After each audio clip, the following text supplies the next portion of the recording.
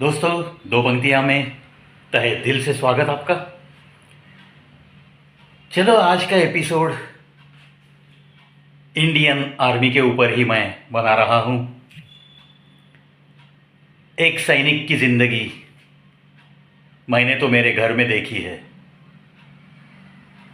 क्या हालत थी जब मेरे पिता इंडियन आर्मी में भर्ती हुए थे। वो ज़माना कुछ अलग था। लैंडलाइन का भी ज़माना नहीं था। फिर देखो कैसे दिन गुजारे होंगे उस ज़माने के हर सैनिक ने।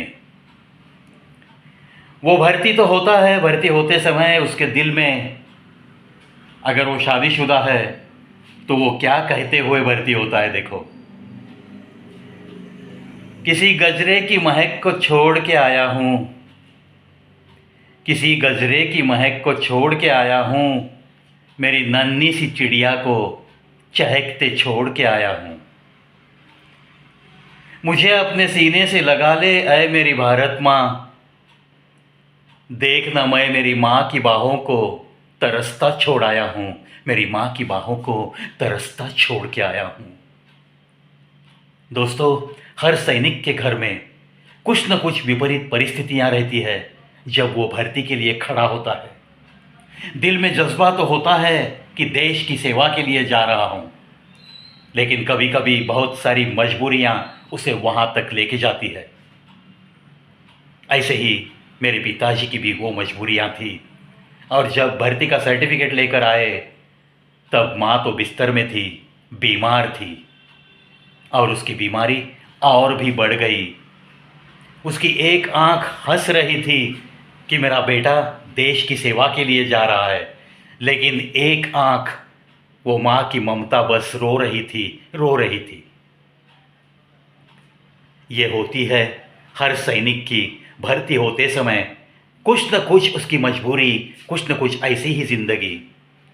जो लोग शादीशुदा होते हैं, नन्हे से बच्चे होते हैं, वो उनका हंसना, वो उनका रोना, वो उनकी यादों से भरा हुआ दिल लेकर वो सीमा पे जाते हैं।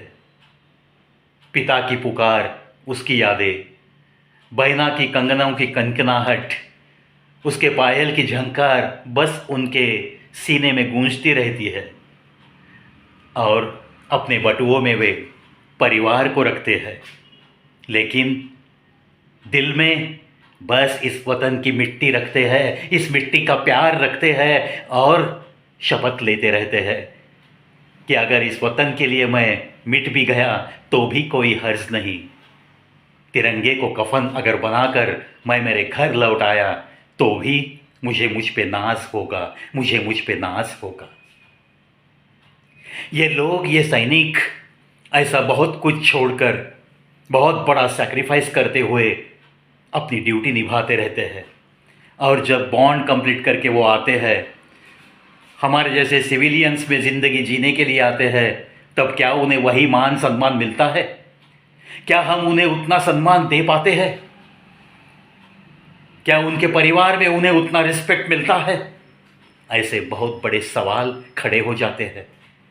क्या उनको ये समाज एक्सेप्ट करता है? क्या उनकी डिसिप्लिन के लिए उनको दोष देने वाले ही मिलते हैं? अगर उनके घर के कुछ काम है, किसी कार्यालय में, किसी सरकारी दफ्तर में, क्या उनको प्रायोरिटी दी जाती है? ये भी तो सवाल मेरे दिल में उठते हैं। नहीं मिलती है दोस्तों प्रायोरिटी। आज भी समाज में वो जागरूकता नहीं है कि अरे भाई, देश के लिए मर मिटने के लिए इसने अपने ज़िंदगी के 17-18 साल दिए हैं, चलो इसको थोड़ा रिस्पेक्ट करते हैं। इसकी ज़िंदगी को हम चलो सलाम करने का एक जी तो मचलना चाहिए। लेकिन दोस्तों, बड़ा खेद होता है, समाज में जो चित्र मैं देखता हूँ वो देखकर बड़ा खेद होता है। एक बिल्कुल कॉमन सेंस की बात है, आप एसटी से जा रहे हो, एसटी में भारी भक्कम भीड़ है, 40 लोग बैठे हैं और उतने ही खड़े हैं, लेकिन खड़े जो लोग हैं उनमें एक फौजी है जो कि वर्दी पहन के निकला है, ड्यूटी पे जा रहा है या ड्यूटी से अपने घर लौट रहा है। तो एक तो सिविलियन को ऐसे लगना चाहिए कि अरे यार ये वर्दी वाला खड़ा है, चलो उसको बैठने के लिए सीट देते हैं। जो इंसान हमारे लिए अपना घर द्वार अपना गांव छोड़कर अपने वतन की रक्षा के लिए सीमा पे तैनात रहता है, उसके लिए क्या हम 2-4 घंटे का सफ़र खड़े होकर नहीं कर सकते, अपनी सीट उसको दे नहीं सकते? ये होना चाहिए दोस्तों, ये होना चाहिए। मैं तो मेरी तरफ से ऐसे जीने की कोशिश में ज़रूर रहता हूँ, आखिर मैं एक फ़ौजी का बेटा हूँ।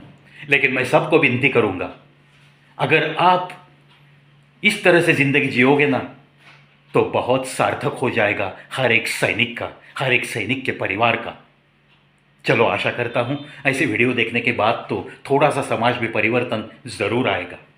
Please do respect every army person, every air force person, every navy person and every retired police person also. ये सारे लोग हमारे लिए ही जीते हैं। आधी जिंदगी तो इनकी सिर्फ हमारी हिफाजत में चली जाती है दोस्तों। तो चंद घंटे चंद मिनट इनके लिए अगर हम कुछ जी सकेंगे तो कितना भला लगेगा। चलो कोशिश तो करेंगे। आशा करता हूँ दोस्तों कुछ ना कुछ परिवर्तन हम सब मिलके इस समाज में ज़रूर लाएंगे, लाने की कोशिश करते रहेंगे। जय हिंद, जय भारत।